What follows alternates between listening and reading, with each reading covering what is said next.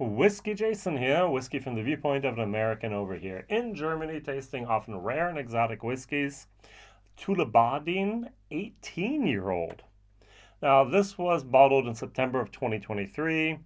Allowed Whiskybase, according to Whiskybase, it says here first fill bourbon and sherry. According to a website someplace else in Germany, it says vintage 2005. I'm not sure about that. I'm sure that there's bourbon and sherry in here because the bottle and the box says this. 43%, Whiskybase 238929, and we're running around a price of, let's say 85 euros. This is one of the best boxes I've seen in a while. All right, first of all, it's very, very stable. It's very, very well done. I like the pictures on there. Has a feeling of maybe 100 years ago, how the distillery used to look like. We'll talk about that in a second. There's even a woman on here. They even have the cooperage, which they just installed maybe 25 years ago, 20 years ago. Yeah, so it's just one of those things that it's just like, okay, there's a lot of, let's say, legends and a little bit going on here, but it's nice. All right. And let's see here. The guy who painted these, Bryan Angus, very, very nice. Well done. And also the way the box works. You have this nice little piece of cloth up here. You pull it up. You pull out the bottle here. Typical Tullibardine bottle. Even in the box, you have a little hole for the bottle, so it fits in there at the top. It's very, very sturdy, very, very well done. For 85 euros, this is a perfect gift box, all right? And an 18-year-old whiskey is not normally 85 euros. At the moment, we're running often about 100 euros, at least over here in Germany, for an 18-year-old product, single malt. All right, so I'm going to pour a little bit, read a little bit of the box, and get my comparison whiskey out here, and then give you a nice little review. So the most important facts, at least the box actually says this here as well. So in 1947, the brewery was converted to a whiskey distillery. So the distillery started in the year 1947. Why in all the earth do they have in the glass, on the label, 1488? I dislike things like that, but hey, who asks me? It says here, Tullibardine has a long, majestic history dating back to the 15th century as a location for brewing, distilling. Not sure about the word distilling. Located in Blackford, the gateway to the Scottish Highlands. Beautiful. If you ever drive up from Edinburgh or from Glasgow up maybe to Inverness, Aberdeen and Inverness together, you can basically go by the distillery. I stopped. It was right before closing time, but it was left a very good impression on me. It was here in 1488 that a young king, James IV of Scotland, stopped by on his return from his coronation at Scone Palace to make what was the first public purchase of beer from the local brewery. So we have a brewery where a king bought in 1488 whiskey beer. So I've said this before, I don't feel like this is justified to put the date of the brewery that was there beforehand on the whiskey distillery. But hey, that's just me. All right, so after a long period of production, started in 1947, I don't know how long that is, Tullibardine lay silent from 1994 all the way up to 2003. All right, so when it reopened as a traditional Highland working distillery. Now, our Tullibardine 18-year-old distilled after the reopening of the distillery. So it could have been the year 2003, could have been 2004, could have been 2005. Anything later than 2005 is not possible because it wouldn't be 18 years of age. 18 years of age means the youngest whiskey. All right? So, now, distilled after the opening of the distillery, has been matured in bourbon and sherry casks in our traditional warehouse at the foot of the Ochil's Hills. This whiskey is now ready to be enjoyed. Okay, very, very nice. Now, I'm going to compare it to something that I think is a better value for money and often my more go-to whiskey if I really need something 18 years of age. It is Chivas Regal, 18. I have liked this whiskey since the very, very first time I've tried it. 7, 8 years ago. And I have always, I think in the entire time, wow, I've never had problems getting the box open. I think this is one of the very few whiskeys that so I think Roy calls it the permashelf. It's always there. And I think this is one of the very few whiskeys that I've always had over the last, I'm going to say, 8 years on my shelf. And it's been the Chivas Regal 18. Now, this is about 60 euros. So 85 for a single malt Scotch whiskey. We have 60 for a blended malt whiskey. Now, Colin, what's his last name? Is it Colin Stewart? Colin Scott. Yep, Colin Scott. He was actually in the Whiskey Cask with Mark Gillespie. They talked a little bit about Chivas Regal. They talked about Pinot Ricard. They talked about that actually the 18 years of age is the youngest whiskey in here. There are always in each and every batch, there's always a little bit of an older type of whiskey in there that gives, for me, the kick at the end. I'm going to call it toasted marshmallows.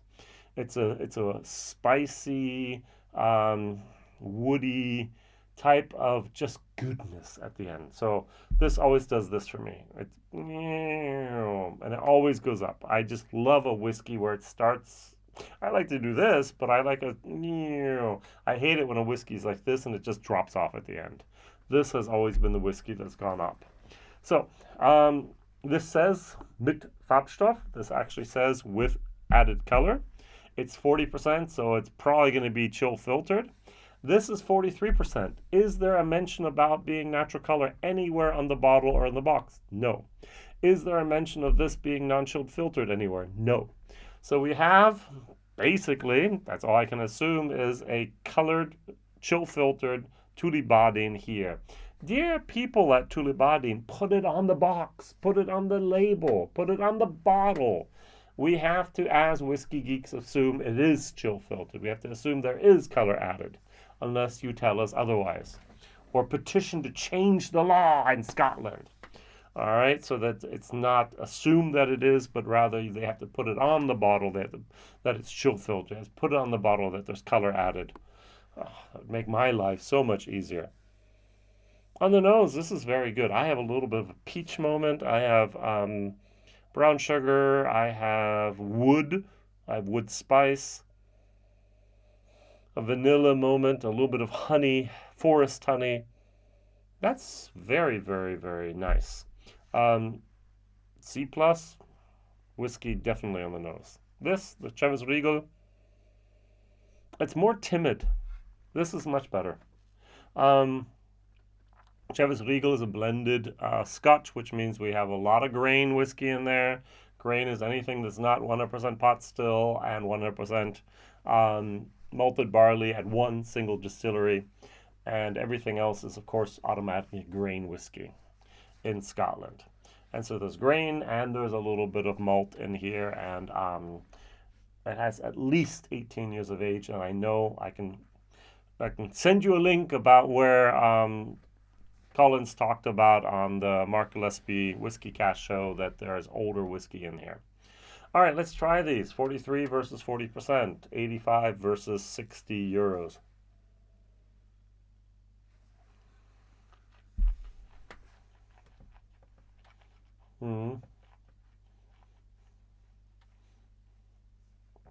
That is surprisingly good. I've had a bad run, I'm going to say, for the last 3 or 4 months, that a lot of the whiskeys I've tried have just been duds. Just have not been worth the money and so on. This is worth the money. This is very, very good. And it even goes up a little bit. From the very beginning, there's the 43. It says it's ready to drink. It's 43%. It's not going to hurt anyone. There's a tiny little bit of alcohol that's there that supports. There's a lot of wood. I do not disagree that it's probably first fill bourbon that was in here mainly. The cherry is a very minimal moment. This is not a sherry bomb. This is a good, and almost like an old-fashioned type of whiskey, but the wood influences too much. This is a good whiskey where sherry is not the main factor, but the bourbon casks drive this whiskey more. I mentioned the peach, I mentioned the barley, I mentioned the brown sugar, I will mention the wood spice. I'm going to mention the wood spice again. A little bit of a creaminess is on the palate. Apricots, peaches. Very, very nice. This is a B minus C plus plus whiskey. I am very, very impressed. Value for money. As an 18-year-old whiskey, I'm going to say this is going to be a C. As a value, as a taste whiskey, I'm going to go for a C minus. All right. So if I blind out, if I took this blind and was like, hey, does this taste like 85 euros? Nah, that's like a €65 whiskey. All right, and so it's a C minus if I'm very, very honest, without considering the age at all for this whiskey. What I do like and what I do think that we have to consider in this factor is Tullibardine has been making some fairly good whiskey. I don't know if you've tried the 15-year-old. If not, please do. We did it in a mega 15-year-old blind challenge, and every single time we could identify it blind just by the cinnamon. I get cinnamon. Yes, a little bit of that red, a big red cinnamon is in there. Comes from the bourbon barrels, apparently. There is not a sherry bomb. It's a good wood driven with a balance of the spirit in here.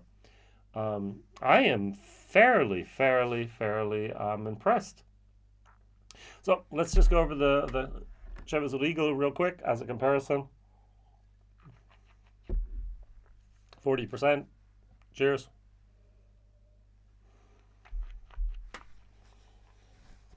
Mm-hmm. A lot more of that grain moment, a little bit thinner.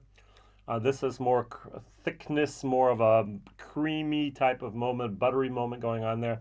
But what I love about the Chivas Regal is that moment of just that, almost a blissful moment of flavor profile. I just like that. I remember this being 38 euros. This is 8 years ago, all right? It was like 40, 38 euros, no problem. Now it's 60, 65 euros. It's still a great bargain for an 18-year-old whiskey.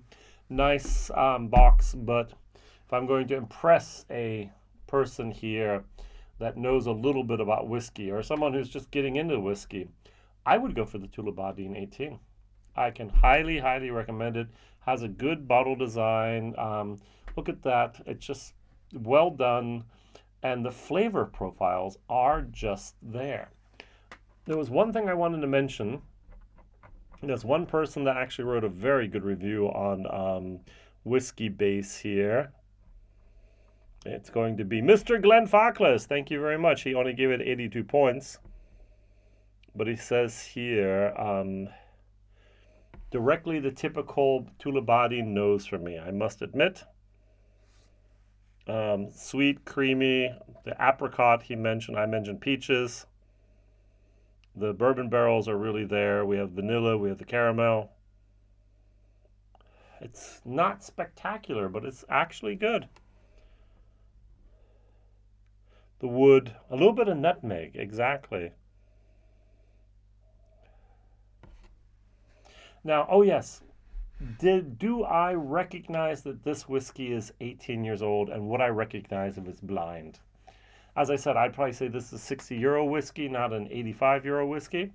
And I would also say that the 18 years of age, this tastes like a good 15-year-old whiskey. So not bad. It's not 8, it's not 10, it's not 12. It's getting the age, it's getting the depth there. I wouldn't have left it in any longer. The wood is not overpowering, but really evident. And that's great. But hey, if the distillery opened 2023, that means maybe next year we're going to get maybe a 21-year-old Tullibardine again. Yeah, or maybe in 5 years we can get a 25-year-old. And this is really kind of exciting to have some of the distilleries that closed down in the 80s come back then maybe 2000 or so, and then actually now have enough stock. Think Glencadam, think Tullibardine, think some other Glendronach, We've had these distilleries that were closed for that time and now are back. So my question of the day is, what is your favorite 18-year-old single malt Scotch? Or sorry, what is your favorite Scotch whiskey? This is not single malt, but it's also very good. And what is your best value for money for an 18-year-old whiskey? That's going to be the thing that I want to ask there. Thank you very much for watching, liking, subscribing, and telling others. See you real soon. Whiskey Jason here. Bye-bye.